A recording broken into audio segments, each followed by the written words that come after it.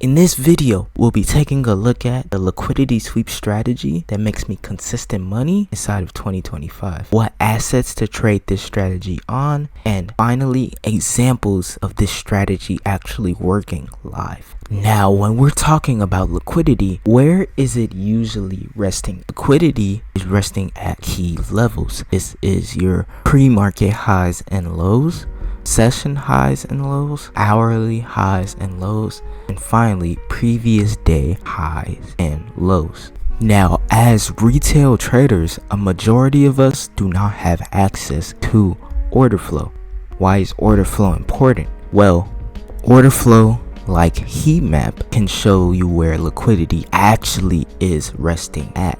But since we do not have access to this, we have to go off of levels that price majority of the time likes to go to, such as the levels that I just indicated earlier. If you guys have watched a lot of my other videos, I usually go over liquidity with futures, but today I'm going to give you guys the step down with stocks instead. But this strategy works both on stocks and futures the same way. The first thing you want to do is go to your higher time frame. It always starts off with the higher time frame. You want to identify a stock that is moving with a lot of volume. This makes it easy for us to identify the actual trend. For now, we won't go over catalyst and news and all of that. We just want to see a stock that is moving and has a lot of participants trading it and has a skew. If you look at this stock right here, Big Bear AI, you can obviously see that we are trending a lot to the upside.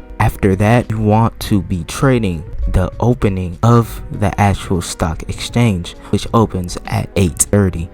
Why do we want to trade the open? We want to trade the open because more participants are there. It's one of the most volume happens and the best time to trade. After this, we mark off the pre-market highs and also the pre-market lows. So why are the pre-market highs and the pre-market lows important? It's because there's less trading volume during this time. So there's bound to be liquidity resting above or below the highs and the lows. So we wait till 8:30. We are very bullish. We already know we're bullish. At 8:30, we go to our lower. If we go to our lower time frame, you see what? You see a sweep right at 8:30 lower that sweeps out all this pre-market liquidity. After that, we look for entry confirmation. But for now, can be a simple break of candlestick on the 1 minute time frame. We get in this trade, then we hold up. Now, the thing I really like about this type of liquidity sweep is that you can get some really nice runners. Even if you see here, if we were still holding off this trade, went for a whole 1 to 11 risk to reward. Now, here is another example of this happening on RGTI. RGTI is a computing technology stock, focuses on AI.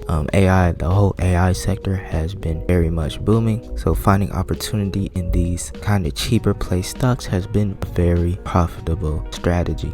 So as we can see, we have the pre-market labeled off as PM.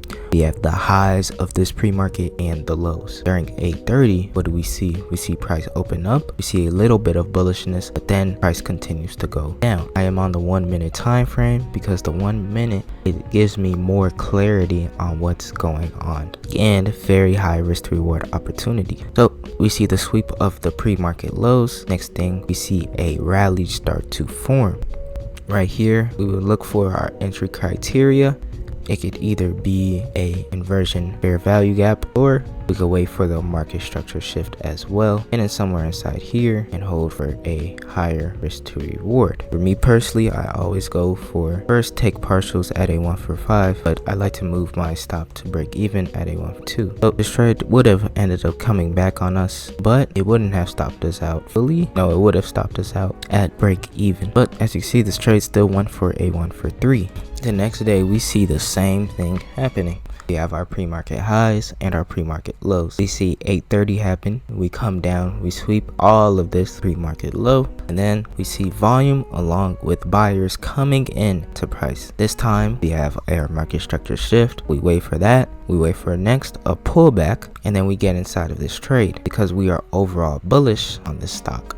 We take a partial at a 1 to 5, but as you guys can see, this trade ended up bullish, very bullish for a 1 for almost 26 right now, risk to reward. 26 at the high. I really can't make this up, and this would have been my second type of trade like this for the month. I did not take this trade because I was off last week, but I saw it all happening real time.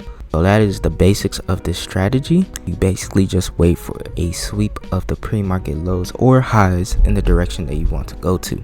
But I want to give you guys some discretion. More importantly than the actual strategy, I want you guys to focus more on the stock or the thing that you are trading. RGTI has been really bullish because of a lot of fundamental reasons. So it's had a very good fundamental catalyst that's been pushing the stock higher with a lot of volume since almost October. You can see the stock went from almost pennies to now $19. So when I'm getting into this strategy now with this already fundamental catalyst pushing, it makes it even easier to catch moves like this. Not just trading inside of a stock or a asset that's in consolidation and then expecting high probability or high risk to reward moves. Find a really good market to trade and it makes things way more easier. So that's it for this video. I hope you guys enjoyed. If you guys want a more in-depth video of this strategy, comment down below. 2025 is almost here. 2025 is almost here. I will be trading a live